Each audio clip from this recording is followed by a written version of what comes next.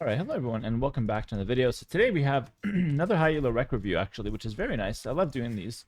This time we have around 1650, but actually this other guy's 1800. It's kind of crazy matchmaking. 150 points difference is a big deal.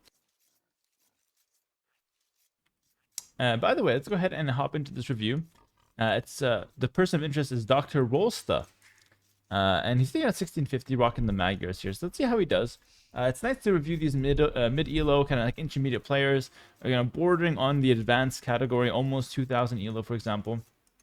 But let's see how they do. And for those watching at home that might be thinking, yo, this is 1650, way higher than me. I'm not going to learn from this rack. That's not true at all. All right, number one, you're going to find it interesting to find or to like watch, a higher level player that's not a pro player. And then number two, a lot of the mistakes that they're going to make are going to be similar to the ones you make.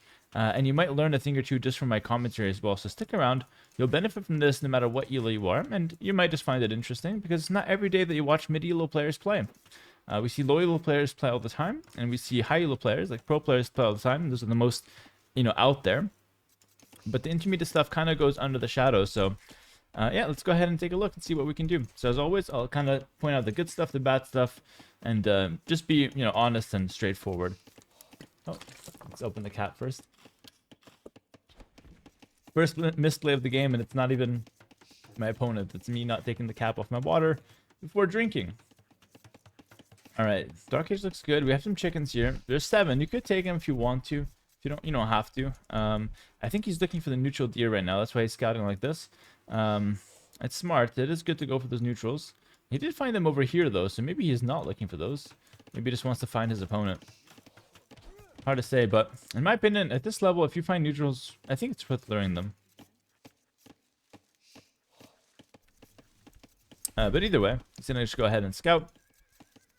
Rocking the Magyars here, so I hope to see some early game aggression. Like, Magyars are kind of a one-trick civ in the sense that, like, they do a bunch of different things later on, but their opening is a bit one-dimensional. They pretty much have to go scouts or maybe like men-at-arms or some kind of militia early game just to take advantage of the fact that they get free forging.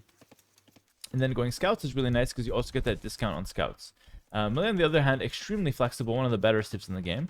So definitely red has the better civ and he's higher elo, so it's going to be a rough one maybe. But Melee have a lot of options, so he can kind of do whatever he wants.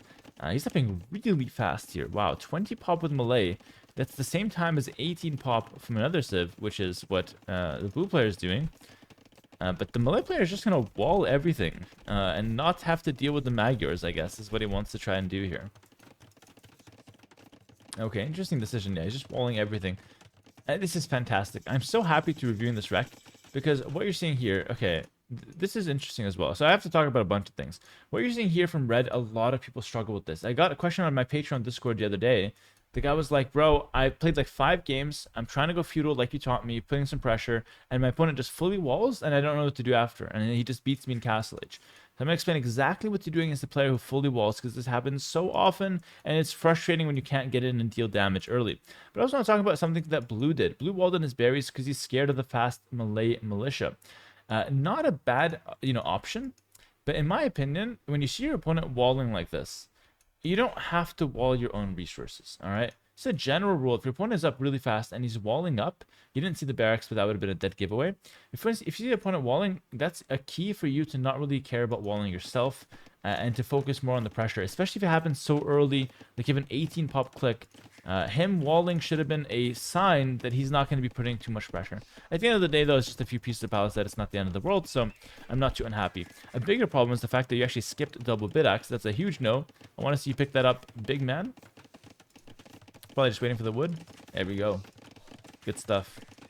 Good play from blue so far. Maybe some walls here. Yeah, slowly. Again, you don't need to rush it because you kind of see your opponent is walling. Now we see a lot more from him. So how should you react to this? Okay, so the first thing that you have to take a look at this guy's economy. It sucks, all right? That's a fact. If someone walls this early, this fast, his economy sucks. He can do a few things, like he can make a range and mass archers, but he's not going to have fast fletching. He's not going to have any infantry with them, at least not right away.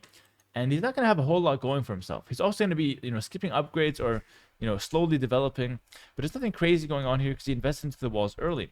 So what you should do as a blue player here is you should slowly match him. So you can make some army, like 2-3 scouts max, and then cut production entirely, and then slowly add your own walls. That's the best and easiest way to defend against someone doing full walls themselves. You just wall a little later, therefore you keep a cleaner economy. You don't skip, eco upgrades.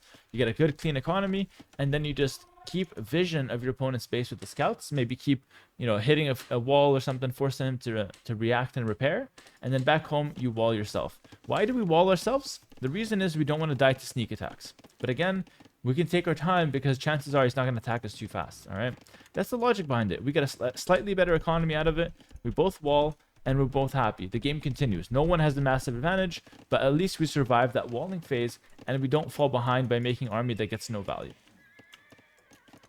Which is what we're seeing here. Blue makes a few scouts and they're getting no value, but it's okay.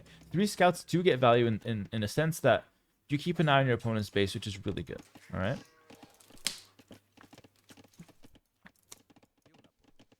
That Bill has to be careful. Also, just to talk about a few things here about setting up your base. Let's bring out the pen while we just wait here. Much better is like this. Like, ignore this whole thing. That's a no. Forget about that. It's too much. Wall like this, wall down here, wall this, and wall that. Something like that. Much better to just get a tight wall, even like this across, and then forget this, forget this. That also works. Just get a nice little box. The goal is just to be fully walled, so you don't have to worry about sneak attacks. That's the whole idea.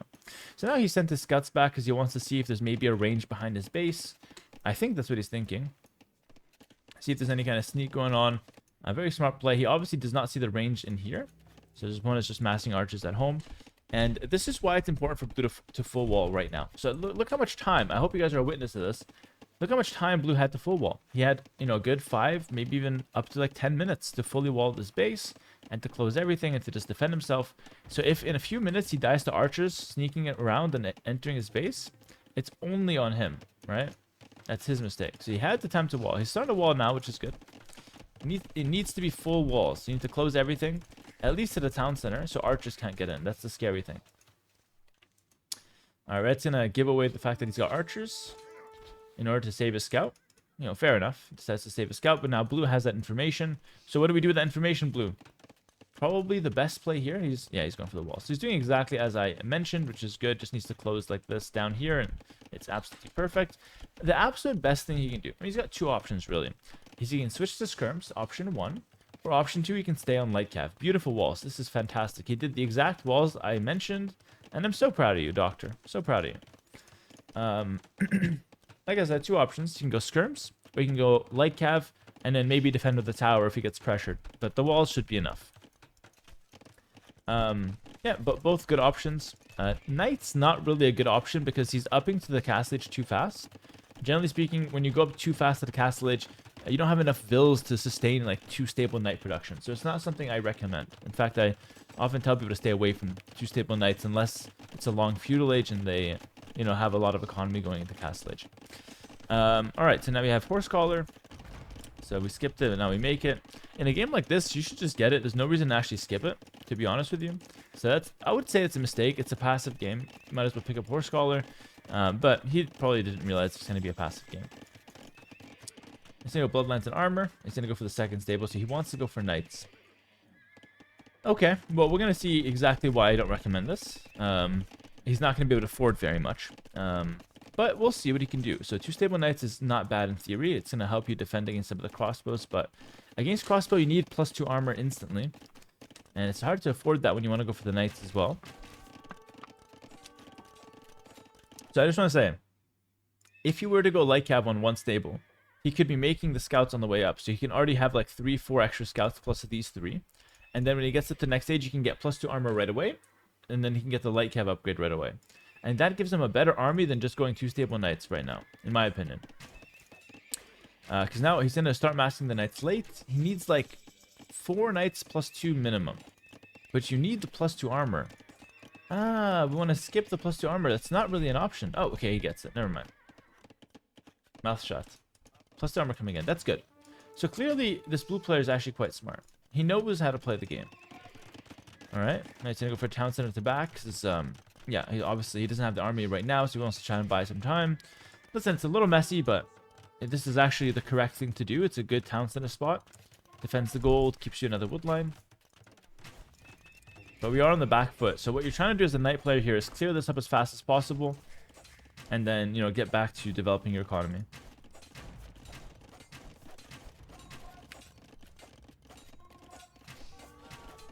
I lost another village. He's got the 5 knights now, or the 4 knights with some light cav. Sorry, some scouts, excuse me. I think four knights is enough, I think. Okay, high yellow tip. You should have ran that low HP scout, that low HP knight away. It was enough in the end. Yeah, you lost the knight there, but you could have actually pulled them away and then healed them up later. Bit of a higher yellow thing, but I do want to let you know that that's something you should be going for when you're playing knights versus crossbows. Alright, so we managed to defend. So again, it's not horrible. Like, knights are workable. But as you can see, the reason why I don't recommend it is because now his economy's kind of collapsed. He lost like 4 or 5 vills.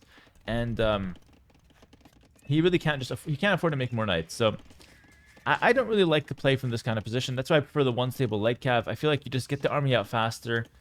It's just more like practical. And I feel like it just does the job a little bit better. So that's kind of my take on the situation. But nonetheless, he defends fine. And he's in an okay spot. Where do we go from here? In my opinion, now we try to control the game. Our opponent is still fully walled, so it's hard to, like, you know, get in and do any kind of damage. And we did take some vill losses ourselves.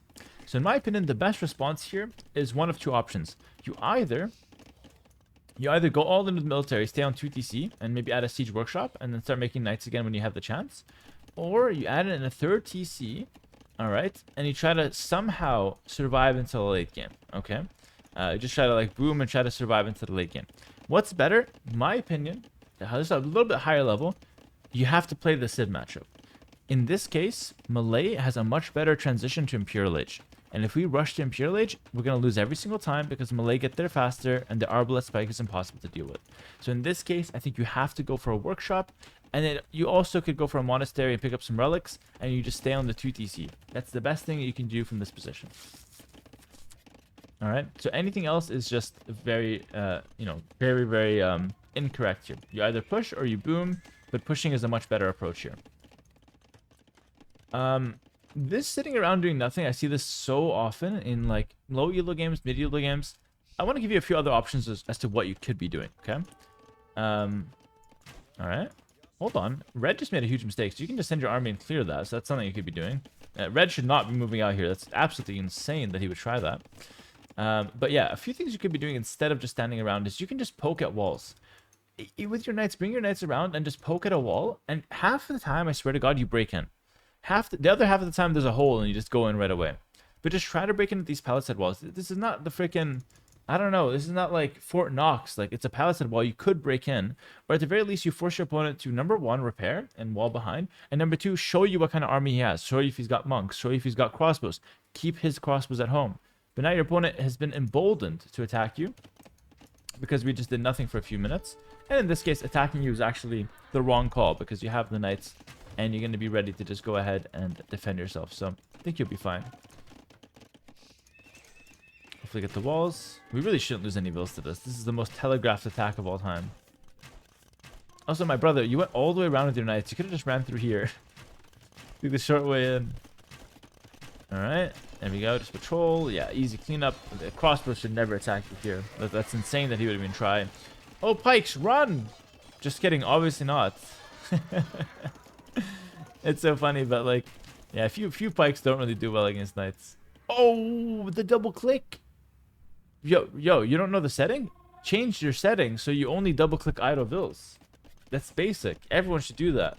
There's a setting in game that only lets you double click idle vills. So this shit doesn't happen. You just ruined your entire economy. That was bad. That was really bad. Okay, so you're adding in a bunch of stables. So clearly you want to go for like an all-in castle. It's the right approach. I really like this actually. I really like this, but I would have much preferred it with a forward siege. Like, if you just went for the siege earlier, you'd still be massing knights, but your opponent would not be able to go to the middle of the map like this. That's the whole point of the siege workshop. You make a siege workshop in the center, and you cut your opponent off from going straight down the middle, which is this easiest path to get to your base. Let me explain this for a second, because this is very important, actually. So, right now, your opponent is just going straight down the center, all right? That's horrible for us. What we want to do is make a siege workshop here, force him to go across the map. Actually, let me draw on the mini-map. So he's going to go around here, all right, to attack your base, or around here. And him taking the longer path gives you chances with your knights to cut him off. So if he's straight down the center, as you can see in the mini-map, if you try to cut him off, so you're coming through here, he would just go all the way back, and he'll have a monk ready right away. But if you catch his army here with your knights, you just go to the side and you catch him here, he has to straight line back. It's so much longer to go from here all the way back to his base than just from the front of your base to the front of his base. You understand what I'm saying here? So the whole point of your knights right now, and the fact that being on cavalry, is to force the player that's not on cavalry to take the long ways around to your base. And that's why we need that forward siege here. It's not just to push your opponent, it's to break the map. A lot of people don't know this, by the way. It's very high level stuff, to be honest with you. And second thing is, if your opponent does not want to move out, then you keep him behind his walls right here, and it lets you set up a castle on this side, potentially, and it lets you set up outposts on the side because there's no one contesting the map. All right, so that forward siege, like when you killed his army initially and you established the map control, you should have went out with a forward siege on the hill, even if you weren't ready right away, and then you start massing knights, because you know you're going to go mass knights anyway. So you're making the correct choice, but without that siege workshop, your opponent has a much easier game. All right, so just keep that in mind for next time. And what did I say, bro? I swear to God, I need to quit and just quit playing and just become a freaking caster or some analyst or something, because I'm calling everything. I told you, send your knights to your opponent's base half the time there's a hole, the other half you can break in. Look at that. Straight in. So many vills dead. Very well played, blue.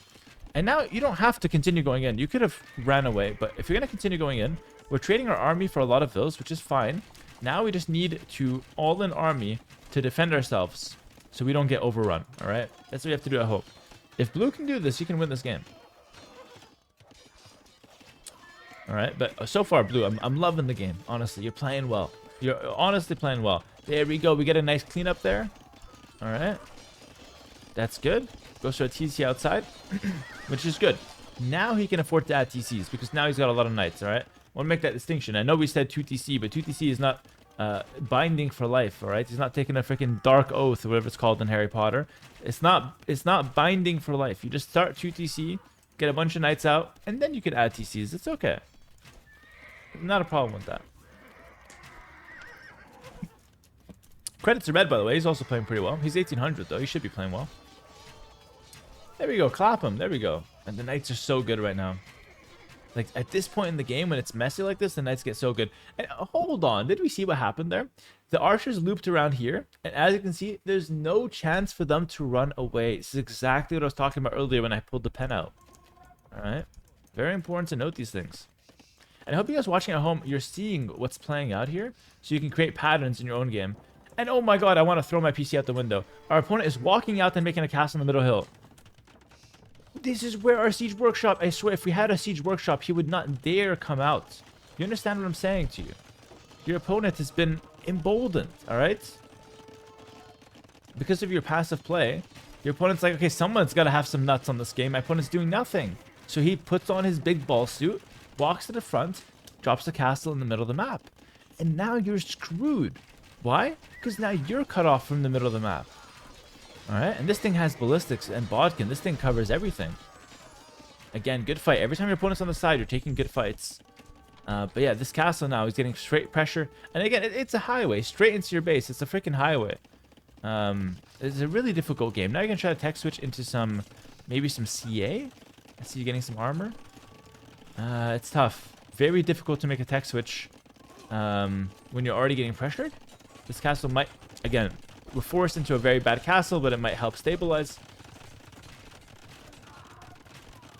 Opponent's pressure has been pretty good. And we had like a 15-vil lead, and now it's kind of fading.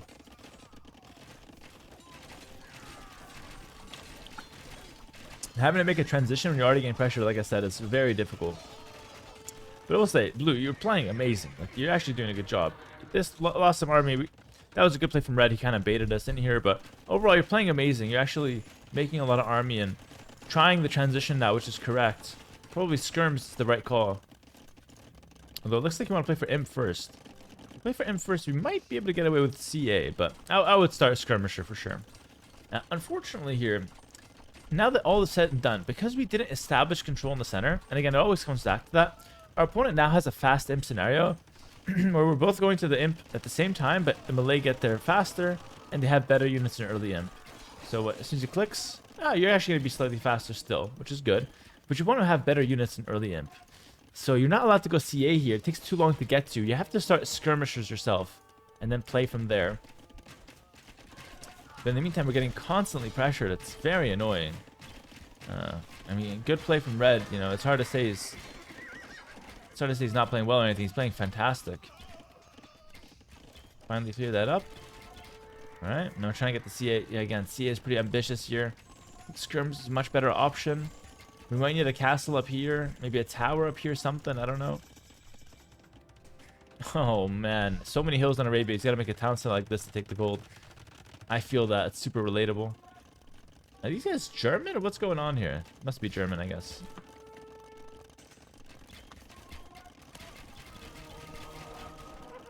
All right. And again, all of this is possible because he's got the middle of the map. Like, I really want to stress how important that is.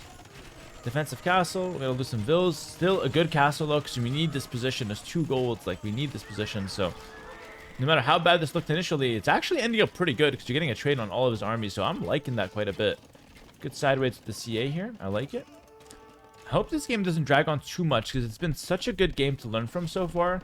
I don't want to get into, like, a 2-hour late game where I'm just talking about making hussars and farms.